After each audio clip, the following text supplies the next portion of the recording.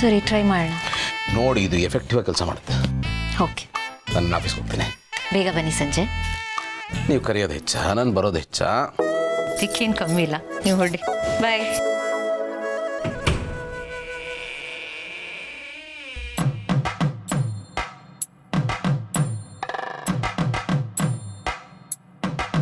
ಇವ್ರು ನಿಂತ್ಕೊಳ್ಳಿ ಹೇಳ್ತೀನಿ. ನಾನು ಡೈಲಿ ನಿಮಗೆ ಹೇಳ್ತೀನಿ, ಆದರೂ ನೀವು ಇದೇ ಮಾಡ್ತೀರಾ. ನಂಗೆ ಎಷ್ಟು ಹರ್ಟ್ ಆಗುತ್ತೆ ಗೊತ್ತಾ? ನೋಡಿ, ನಿಮಗೆ ಈ ಶರ್ಟ್ ಬಟನ್ ಹಾಕೋದು, ಕೋಟ್ ಹಾಕೋದು, ಇದೆಲ್ಲ ನನ್ನ ಕೆಲಸ, ನನ್ನ ಡ್ಯೂಟಿ, ನಾನೇ ಮಾಡ್ಬೇಕು ಅದನ್ನ. ಅಲ್ಲ ಭೂಮಿಕಾ, ನೀವು ಏನು ಹೇಳ್ಬಿಡಿ ಇರಿ ನೀವು. ಅಲ್ಲ ಗೊತ್ತು ಮರೆ, ಅದು ಶರ್ಟ್ ಹಾಕಬೇಕಾದ್ರೆ ನೀವು ನನ್ನನ್ನು ತಪ್ಕೋತಿರಲ್ಲ, ಆಗ ನಂಗೆ ಎಷ್ಟು ಖುಷಿ ಆಗುತ್ತೆ ಗೊತ್ತಾ? ಅಲ್ಲ ಭೂಮಿಕಾ, ಅದು ಏನು ಗೊತ್ತಾ, ನೀವು ಏನೋ ಕೆಲಸ ಮಾಡ್ತಾ ಇರ್ತೀರಾ, ನೀವು ಯಾಕೆ ತೊಂದರೆ ಕೊಡಬೇಕು ಅಂತ ಅಷ್ಟೇ.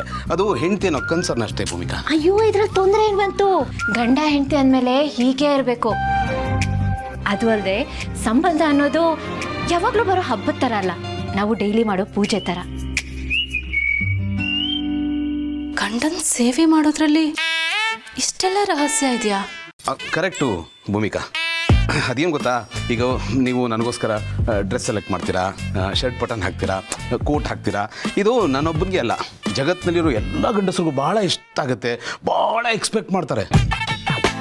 ಏನೋ ಆಫೀಸ್ಗೆ ಹೋಗುವಾಗ ನಾವು ಇದೇ ಗುಂಗಲ್ಲಿರ್ತೀವಿ, ಇಡೀ ದಿವಸ ಅದೇ ಮೈಂಡಲ್ಲಿ ರಿವೈಂಡ್ ಆಗ್ತದೆ, ಭಾಳ ಖುಷಿ ಆಗುತ್ತೆ.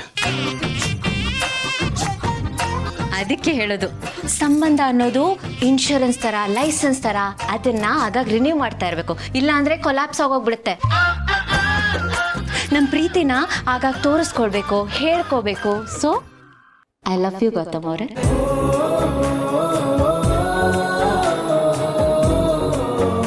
ಮದುವೆ ಆದ್ಮೇಲೂ ನಾವಿಬ್ಬರು ಒಬ್ಬರನ್ನೊಬ್ರು ಎಷ್ಟು ಪ್ರೀತಿಸ್ತೀವಿ. ಅಕಸ್ಮಾತ್ ಪ್ರೀತಿಸಿ ಮದುವೆ ಆಗಿದ್ದಿದ್ರೆ ಎಷ್ಟು ಚೆನ್ನಾಗಿರ್ತಾ ಇತ್ತಲ್ವ?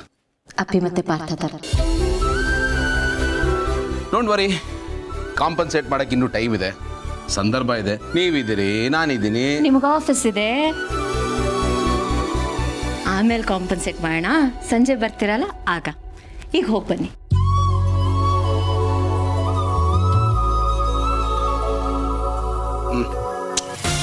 ಏನ್ ನೀವು? ಬಾಯ್ ಬಾಯ್.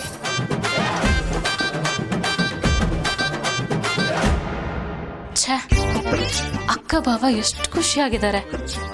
ನಾವು ಇದ್ದೀವಿ ಗೂಬೆಗಳ ಥರ. ನಾವು ಅವ್ರ ಥರ ಖುಷಿಯಾಗಿದ್ದಿದ್ರೆ ಎಷ್ಟು ಚೆನ್ನಾಗಿರ್ತಿತ್ತು.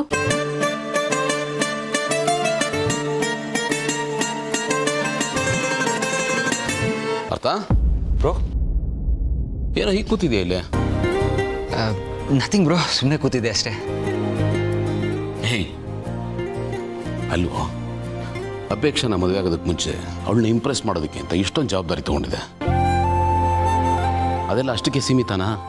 ಮದುವೆ ಆದ್ಮೇಲೂ ಜವಾಬ್ದಾರಿ ವಹಿಸ್ಕೋಬೇಕು, ಏನಾದರೂ ಮಾಡಬೇಕು. ಸುಮ್ಮನೆ ಇದ್ರೆ ಹೇಗೋ? ಬ್ರೋ, ನಾನು ಒಂದು ಸ್ಟಾರ್ಟಪ್ ಪ್ಲ್ಯಾನ್ ಮಾಡ್ಕೊಂಡಿದ್ದೀನಿ ಮ್ಯಾನ್. ಅಪ್ಪ, ಅದಿನ್ನೂ ಪ್ಲ್ಯಾನಿಂಗ್ ಸ್ಟೇಜಲ್ಲಿದೆ. ನೀನು ಸ್ಟಾರ್ಟ್ ಆಗೋಕ್ಕೆ ಇನ್ನೂ ಟೈಮ್ ಇದೆ. ಅಲ್ಲಿ ತನಕ ಮನೇಲೆ ಕೂತಿದ್ರೆ ಬೋರ್ ಆಗಲ್ವ ನಿನಗೆ?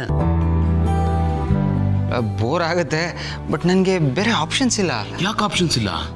ಈಗ ಜಯದೇವ್ ಆಫೀಸ್ಗೆ ಬರ್ತಾ ಇಲ್ಲ, ಅವ್ನ ಕೆಲಸ ನಾನೇ ಮಾಡ್ತಾ ಇದ್ದೀನಿ. ನಂಗೆ ಬರ್ಡನ್ ಜಾಸ್ತಿ ಆಗಿದೆ. ನೀನು ಆಫೀಸಿಗೆ ಬಂದು ನನ್ನ ಕೆಲಸನ ಶೇರ್ ಮಾಡಿದ್ರೆ ನನಗೂ ಹೆಲ್ಪ್ ಆಗುತ್ತೆ, ನಿನಗೂ ಟೈಮ್ ಪಾಸ್ ಆಗುತ್ತೆ. ನೋ,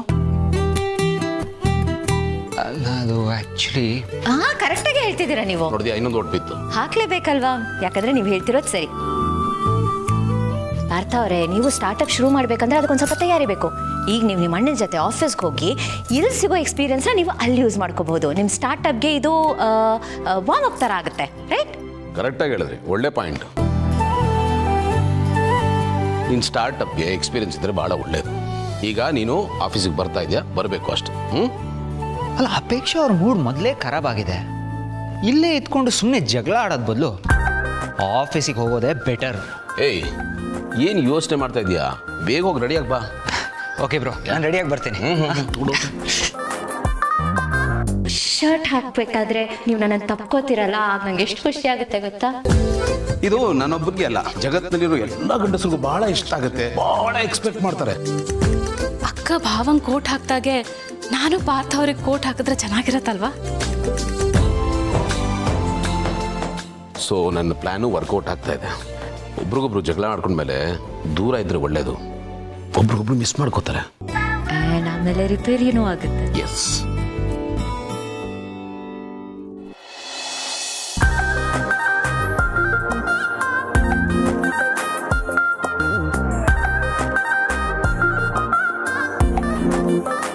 ನಾನೇ ಅವ್ರಿಗೆ ಕೋಟ್ ಹಾಕ್ಬೇಕಲ್ಲ, ಹೇಗೆ ಕೇಳೋದು ನಾನು ಕೋಟ್ ಹಾಕ್ತೀನಿ ಅಂತ?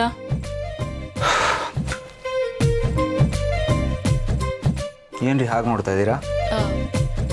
ಏನಿಲ್ಲ. ಏನು ಅಂತ ಹೇಳಿ, ಪರವಾಗಿಲ್ಲ. ಏನೂ ಇಲ್ಲ ಅಂತ ಹೇಳಿದ್ನಲ್ಲ. ಓಕೆ.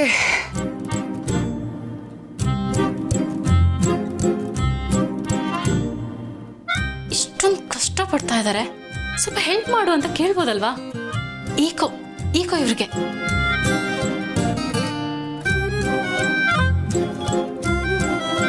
ಏನ್ರಿ ಆಗ್ಲಿಂದ ಹಾಗೆ ನೋಡ್ತಾ ಇದ್ದೀರಾ? ಏನಾದ್ರು ಹೇಳೋದಿತ್ತಾ? ಏನೂ ಇಲ್ಲ ಅಂತ ಹೇಳಿದ್ನಲ್ಲ. ಓ ಯಾಕ್ರಿ ಅಷ್ಟೊಂದು ರೈಸ್ ಆಗ್ತೀರಾ? ಏನೋ ಕೇಳದ್ನಪ್ಪ, ಹೋಗ್ಲಿ ಬಿಡಿ. ಕೇಳಿದ್ದಾಯ್ತಲ್ವಾ, ಹೊಡಿ ಈಗ. ಹೋಗ್ತೀನಿ ಆಫೀಸ್ಗೆ.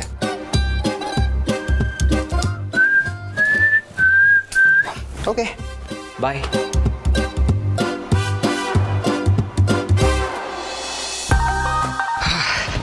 ಎಷ್ಟು ಟೈಮ್ ಅಪ್ಪ? ಹೆಣ್ಮಕ್ಳಾದ್ರೂ ಬೇಗ ರೆಡಿ ಆಗ್ತಾರಲ್ಲೋ. ಒಂದು ಪ್ಯಾಂಟು ಶರ್ಟು ಚೇಂಜ್ ಮಾಡಕ್ಕೆ ಇಷ್ಟೊತ್ತಾ? ಬ್ರೋ, ಅದು ಫಸ್ಟ್ ಟೈಮ್ ಆಫೀಸಿಗೆ ಬರ್ತಾ ಇದೀನಲ್ಲ, ಯಾವ ಬಟ್ಟೆ ಹಾಕೊಳ್ಳೋದು ಅಂತಾನೆ ಫುಲ್ ಕನ್ಫ್ಯೂಸ್ ಆಗ್ತಾ ಇತ್ತು ಮ್ಯಾನ್. ಹಾಗೆ ನೋಡು, ನನಗೆ ಆ ತಲೆನೋವಿಲ್ಲ. ಬೆಳಗ್ಗೆನೇ ಟೀಚರ್ ಇದ್ದು ಇವತ್ತು ನಾನು ಏನು ಹಾಕ್ಕೋಬೇಕು ಅಂತ ಡಿಸೈಡ್ ಮಾಡ್ತಾರೆ. ಅವರೇ ಶರ್ಟ್ ಬಟನ್ ಹಾಕ್ತಾರೆ, ಅವರೇ ಕೋಟ್ ಹಾಕ್ತಾರೆ, ನನ್ನ ರೆಡಿ ಮಾಡಿ ಅವರೇ ಕಳಿಸ್ತಾರೆ. ವಾವ್, ಸೂಪರ್ ಅಲ್ಲ? ಹೊರಡೋಣ? Let's go. ಒಂದು ನಿಮಿಷ ಇರಪ್ಪ, ಮರ್ತೇ ಬಿಟ್ಟಿದ್ದೆ. ಬಾಯ್ ಭೂಮಿಕಾ. ಅದೇ ಅನ್ಕೊಂಡೆ, ನನಗೆ ಬಾಯ್ ಹೇಳಿದೆ ನೀವು ಹೇಗೆ ಹೋಗ್ತೀರಾ ಅಂತ. ನಾನು ಹೇಗೆ ಮರೀಲಿ? ಸರಿ, ಈಗ ಹೋಗ್ಬನ್ನಿ. ಬಾಯ್ ಬಾಯ್. ಆಲ್ ದಿ ಬೆಸ್ಟ್ ಮಾಡ್ತಾವ್ರೆ. ಬಾಯ್ ಬಾಯ್.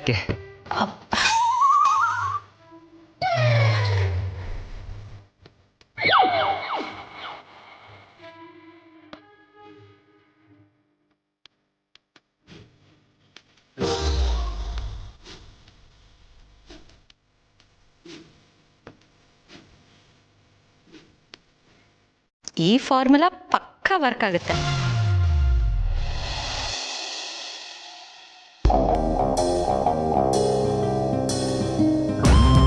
ಅಳಿವಯ್ಯ, ಇದೇನೋ ಮಾಡ್ತಾ ಇದೆಯಾ?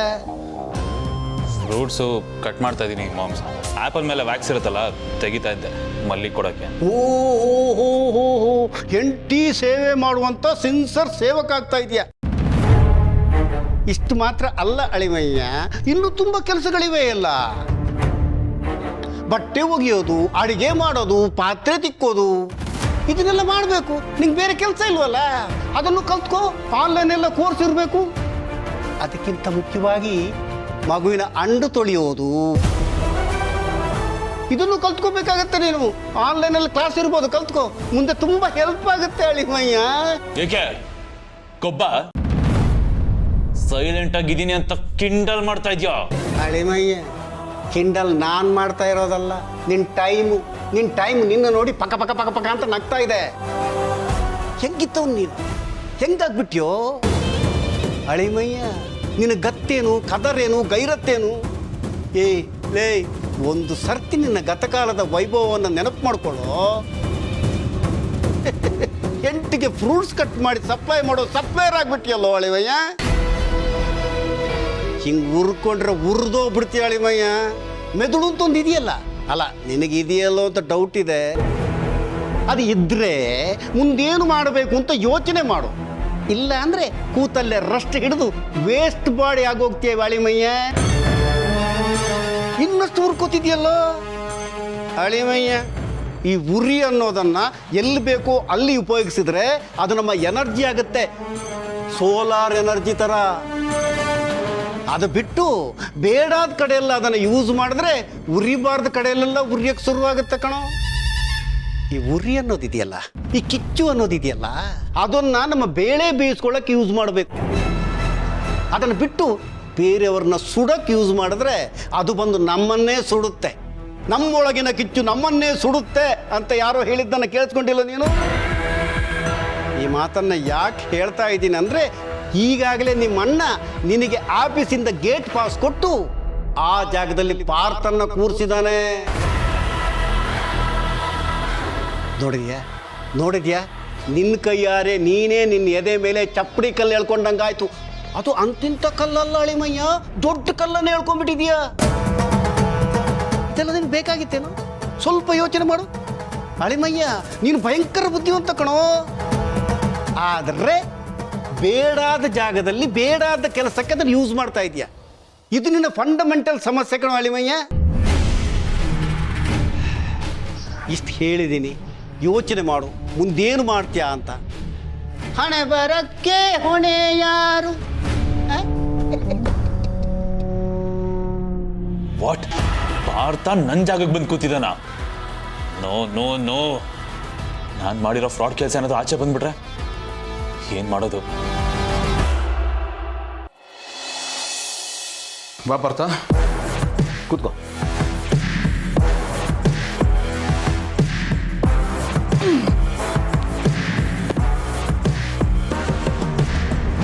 ಯಾಕೋ ಇಷ್ಟೊಂದು ನರ್ವಸ್ ಆಗಿದೆಯಾ? ಅದು ಬಿಗ್ ಬ್ರೋ, ಫಸ್ಟ್ ಟೈಮ್ ಆಫೀಸಿಗೆ ಬರ್ತಾ ಇದ್ದೀನಲ್ವಾ, ಅದಕ್ಕೆ ಅದು ಫಸ್ಟ್ ಟೈಮ್ ಸ್ಕೂಲ್ಗೆ ಹೋದಾಗ ನರ್ವಸ್ನೆಸ್ ಫೀಲ್ ಆಗುತ್ತಲ್ಲ, ಆ ಥರ ಫೀಲ್ ಆಗ್ತಾ ಇದೆ. ನರ್ವಸ್ 90 ಅಂತ ಹೇಳ್ತಾರಲ್ಲ, ಜಸ್ಟ್ ಲೈಕ್ ದ್ಯಾಟ್. ಓ ಹಾಗೆ, ಯೋಚನೆ ಮಾಡಬೇಡ. ಸ್ವಲ್ಪ ದಿವಸ ಆಫೀಸಲ್ಲಿ ರುಬ್ಬಿಸ್ಕೊಟ್ರೆ ಎಲ್ಲ ಸರಿ ಹೋಗುತ್ತೆ. What is this big bro, ಈ ಥರ ಎದುರಿಸ್ತಾ ಇದೆಯಾ? ಹೆದರ್ಸ್ತಾ ಇಲ್ಲಪ್ಪ, ಇರೋ ವಿಷಯ ಹೇಳ್ತಾ ಇದ್ದೀನಿ. ನೋಡೋ, ಲೈಫಲ್ಲಿ ರುಬ್ಬಿಸ್ಕೊಂಡ್ರೇ ಉದ್ಧಾರ ಆಗೋದು. ಇಲ್ಲಿ ಆದರೆ ಒಂಥರ ರಸ್ಟ್ ಹಿಡಿದು ಬಿಡ್ತೀವಿ, ಸುಲಭವಾಗಿ ಏನೂ ಸಿಗಲ್ಲ ಕಣ. ಹಾಗೆ ಸಿಕ್ಕಿದ್ರು ತುಂಬ ದಿನ ಉಳಿಯಲ್ಲ. ಇದನ್ನು ಅರ್ಥ ಮಾಡ್ಕೊಂಬಿಡು ಫಸ್ಟು. ಕರೆಕ್ಟಾಗಿ ಹೇಳ್ದೆ ಬಿಗ್ ಬ್ರೋ, ಲೈಫಲ್ಲಿ ರಿಸ್ಕ್ ತೊಗೊಂಡ್ರೇ ರಸ್ಕ್ ತಿನ್ನೋದಕ್ಕಾಗೋದು. ಕರೆಕ್ಟಾ? ಏನು ಕನ್ನಡನ ಇದು? ರಿಸ್ಕ್ ತೊಗೊಂಡ್ರೆ ರಸ್ಕ್ ತಿನ್ನೋಕ್ಕಾಗದ? ಚೆನ್ನಾಗಿದೆ. ಎಲ್ಲಿಂದ ಕಲ್ತೀಯೋ? ಬಿಗ್ ಬ್ರೋ, ಅದೇ ಸ್ಕೂಲ್ಗೆ ಹೋಗಿದ್ನಲ್ಲ ಪಾಠ ಹೇಳ್ಕೊಡೋದಕ್ಕೆ, ಅಲ್ಲಿ ಮಕ್ಕಳಿಂದ ಕಲ್ತ್ಕೊಬಿಟ್ಟೆ. Full local. Local is global. ಇದು ಎಲ್ಲ ಕಡೆನೂ ಅಪ್ಲೈ ಆಗುತ್ತೆ ಕಣ. Don't worry.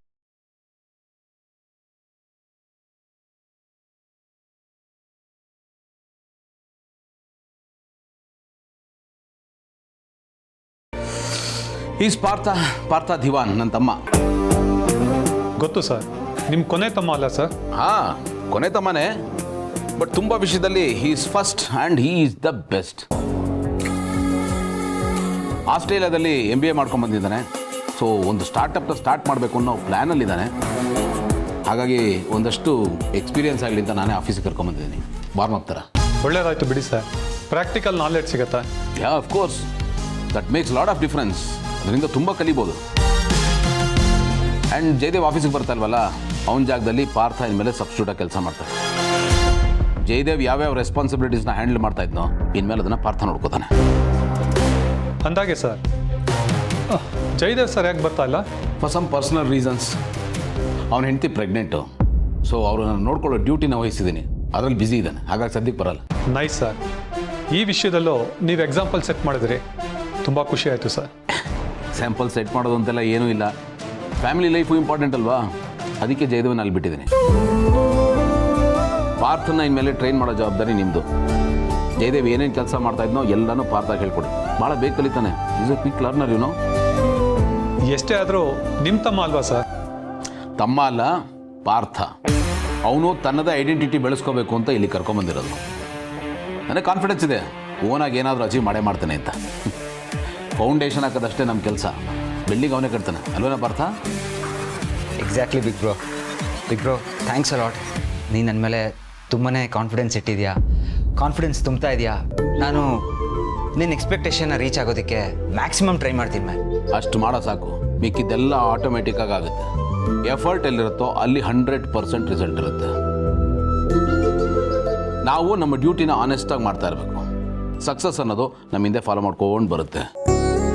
ನಾವು ಯಾವತ್ತೂ ಸಕ್ಸಸ್ ಹಿಂದೆ ಹೋಗಬಾರ್ದು, ಸಕ್ಸಸ್ಸು ನಮ್ಮನ್ನು ಫಾಲೋ ಮಾಡೋ ಥರ ಮಾಡಬೇಕು. ಇದನ್ನು ಜ್ಞಾಪಕ ಇಟ್ಕೋ, ಲೈಫಲ್ಲಿ ಭಾಳ ಯೂಸ್ ಆಗುತ್ತೆ. Sure bro.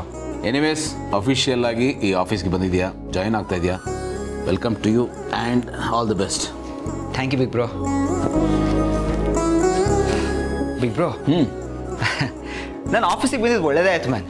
ಈ ಸ್ಟಾರ್ಟಪ್ ಪ್ಲ್ಯಾನ್ ಬಗ್ಗೆ ತಲೆ ಕೆಡ್ಸ್ಕೊಂಡು ನನ್ನ ತಲೆ ಕೆಟ್ಟೋಗಿತ್ತು. ಇದೊಂಥರ ಜಾಲಿ ಟ್ರಿಪ್ ಇದ್ದಂಗೆ ಇರುತ್ತೆ. ಏಯ್, ಏನು ಹೇಳ್ತಾ ಇದೆಯಾ? ಜಾಲಿ ಟ್ರಿಪ್ಪಾ? ನೀನು ಆಫೀಸಿಗೆ ಬಂದಿರೋದು ಕೆಲಸ ಕಲಿಯೋಕ್ಕೆ, ಇದು ಜಾಲಿ ಟ್ರಿಪ್ ಮಾಡೋಕ್ಕಾಗಲಿ ಅಥವಾ ಟೈಮ್ ಪಾಸ್ ಮಾಡೋಕ್ಕಾಗಲಿ ಅಲ್ಲಪ್ಪ. ಅದೇ ಬಿಗ್ ಬ್ರೋ, ನನಗೆ ಗೊತ್ತಿದೆ, ಸುಮ್ಮನೆ ಹಾಗೆ ಹೇಳಿದೆ ಅಷ್ಟೇ. ಐ ಮೀನ್ ನಾನು ಇಲ್ಲಿ ಏನಕ್ಕೆ ಬಂದಿದ್ದೀನಿ ಅನ್ನೋ ಕ್ಲಾರಿಟಿ ಚೆನ್ನಾಗಿದೆ. Yeah good. ಈ ಕ್ಲಾರಿಟಿ ಇದ್ರೇ ಲೈಫಲ್ಲಿ ಏನಾದರೂ ಸಾಧನೆ ಮಾಡೋಕ್ಕಾಗೋದು. ಹೋಗು, ಕೆಲಸ ಶುರು ಮಾಡು. ಅವ್ರು ಹೇಳ್ಕೊಡ್ತಾರೆ, ನಾನು ಬಂದಾಗ ಕ್ಲಾಸ್ ತೊಗೋತಾ ಇರ್ತೀನಿ. ಓಕೆ ಬಿಗ್ ಬ್ರೋ, ನಾನು ಸಿನ್ಸಿಯರ್ ಸ್ಟೂಡೆಂಟ್ ಥರ ಎಲ್ಲದನ್ನೂ ಕಲ್ಕೋತೀನಿ. Okay good. ಇದೇ ಜೋಶು ಕಡೆ ತನಕ ಇರಲಿ. ಓಕೆ, ಒಳ್ಳೆಯದಾಗಲಿ. Yes bro. Big bro, love you man, and thank you so much. Love you man. Good luck. ಯಾ.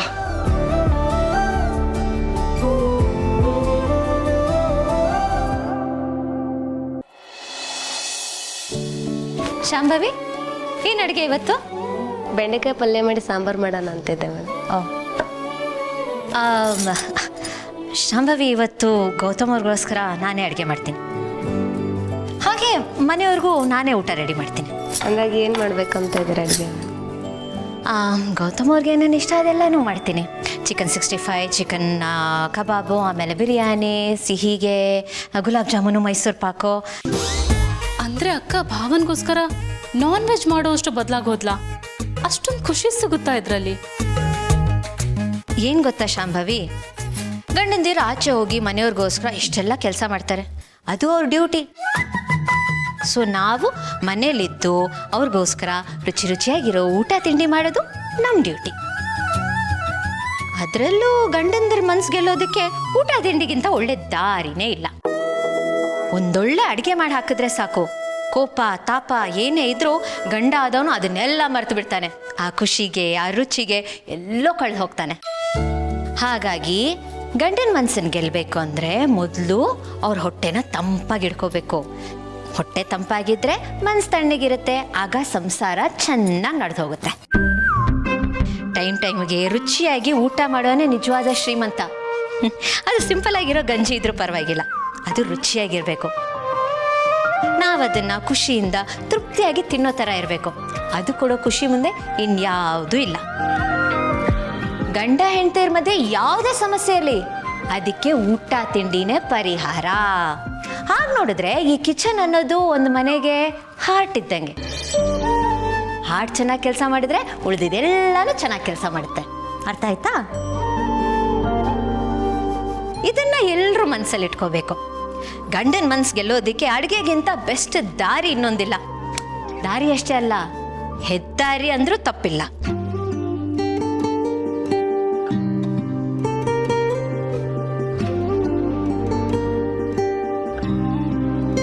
ಇದು ಕೂಡ ಚೆನ್ನಾಗೇ ಕೆಲಸ ಮಾಡಿರುತ್ತೆ.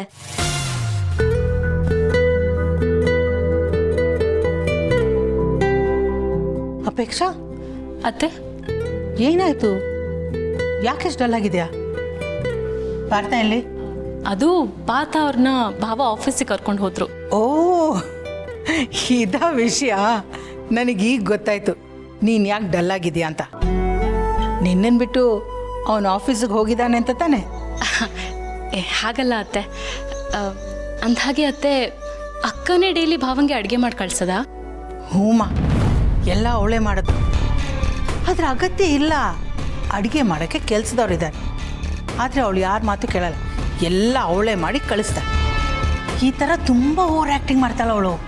ಯಾರ ಮಾತು ಕೇಳಲ್ಲ, ಏನು ಹೇಳಿದ್ರು ಕಿವಿಗೆ ಹಾಕೊಳ್ಳಲ್ಲ. ಇಡೀ ಪ್ರಪಂಚದಲ್ಲಿ ಅವಳಿಗೊಬ್ಳಿಗೆ ಗಂಡ ಇರೋ ಥರ ಆಡ್ತಾಳಮ್ಮ. ಮೋಸ್ಟ್ಲಿ ಹೀಗೆಲ್ಲ ಮಾಡಿದ್ರೆ ಗಂಡನ ಪ್ರೀತಿ ಜಾಸ್ತಿ ಆಗ್ಬೋದು, ಗಂಡನ ಅವಳ ಕೈಯಲ್ಲೇ ಇಟ್ಕೋಬೋದು ಅನ್ನೋ ಪ್ಲ್ಯಾನ್ ಇರಬೇಕು. ಹೌದು, ಇದೆಲ್ಲ ನೀನು ಯಾಕೆ ಕೇಳ್ತಾ ಇದೆಯಾ? ಅದು ಅತ್ತೆ, ನಾನು ನಿಮ್ಮನ್ನು ಏನೋ ಒಂದು ಕೇಳಬೇಕು, ಬಟ್ ನೀವೇನೋ ಅನ್ಕೋಬಾರ್ದು. ಅಯ್ಯೋ, ಒಂದೆಲ್ಲ 10 ಕೇಳಮ್ಮ. ಎಷ್ಟೇ ಆದರೂ ನೀನು ನನ್ನ ಮುದ್ದಿನ ಸೊಸೆ ಅಲ್ವಾ? ಯಾವ ಹೆಸಿಟೇಷನ್ನು ಇಟ್ಕೋಬೇಡ. ಏನು ಅಂತ ಹೇಳು. ಅತ್ತೆ, ಈಗ ಪಾರ್ಥ ಅವ್ರು ಆಫೀಸಿಗೆ ಹೋಗಿದಾರಲ್ಲ, ಸೊ ನೀನು ಆಫೀಸ್ಗೆ ಹೋಗ್ತೀಯಾ? ಚಚೆ ಇಲ್ಲ ಅತ್ತೆ.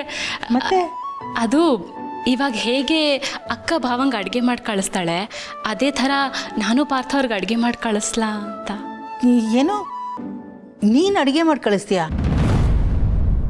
ಏನಮ್ಮ ಹೀಗೆ ಹೇಳ್ತಾ ಇದೆಯಾ? ಈಗ ತಾನೇ ಮಾತಾಡಿದ್ವಿ ಅಡುಗೆ ಮಾಡೋಕ್ಕೆ ಕೆಲಸದವ್ರು ಇದ್ದಾರೆ ಅಂತ. ಮತ್ತು ನೀನು ಯಾಕೆ ತೊಂದರೆ ತಗೋತೀಯಾ? ಅಡುಗೆ ಮಾಡೋದಷ್ಟು ಸುಲಭ ಅಲ್ಲಮ್ಮ, ಹಿಂಸೆ. ಅದಕ್ಕೆ ಅಂತಾನೆ ನಾವು ಸಂಬಳ ಕೊಟ್ಟು ಅಡುಗೆ ಅವ್ರನ್ನ ಇಟ್ಕೊಂಡಿದ್ದೀವಲ್ಲ. ಏನು ಬೇಕು ಹೇಳು, ಅವ್ರು ಮಾಡಿಕೊಡ್ತಾರೆ. ಅದು ಹಾಗಲ್ಲ ಅತ್ತೆ, ಅವ್ರು ಮಾಡೋದು ನಾನು ಮಾಡೋ ಥರ ಆಗಲ್ಲ ಅಲ್ವಾ? ಹೆಂಡತಿ ಮಾಡಿ ಕಳಿಸಿದ್ದಾರೆ ಅಂದರೆ ಈಗ ಭಾವಂಗೆ ಹೇಗೆ ಖುಷಿ ಆಗುತ್ತೋ ಅದೇ ಥರ ಪಾರ್ಥ ಅವ್ರಿಗೂ ಖುಷಿ ಆಗುತ್ತಲ್ವಾ? ನನ್ನ ಮೇಲೆ ಪ್ರೀತಿನೂ ಜಾಸ್ತಿ ಆಗ್ಬೋದಲ್ವಾ? ಓ, ಇದಾ ವಿಷಯ. ಅವ್ರಿಗೂ ಇದೆಲ್ಲ ತುಂಬ ಇಷ್ಟ ಆಗತ್ತೆ. ನನ್ನ ಕೈ ರುಚಿ ನೋಡಿದಾಗೂ ಆಗತ್ತೆ. ಅಂದಮೇಲೆ ನಾನು ಯಾಕೆ ಟ್ರೈ ಮಾಡಬಾರ್ದು ಅತ್ತೆ? ಸರಿ, ನೀನು ಅಡುಗೆ ಮಾಡೋಕ್ಕೆ ಶುರು ಮಾಡು. ನಿನ್ನ ಕೈ ರುಚಿ ನೋಡಿ ನನ್ನ ಮಗ ಕಳೆದೋಗ್ಬಿಡ್ಬೇಕು. ಅಂದಾಗೆ ನಿಮ್ಮ ಅಕ್ಕನಕ್ಕಿಂತ ನೀನು ಯಾವ ರೀತಿಯಲ್ಲೂ ಕಡಿಮೆ ಇಲ್ಲ ಅಂತ ಪ್ರೂವ್ ಮಾಡು. ಸರಿ ಅತ್ತೆ, ಥ್ಯಾಂಕ್ ಯು.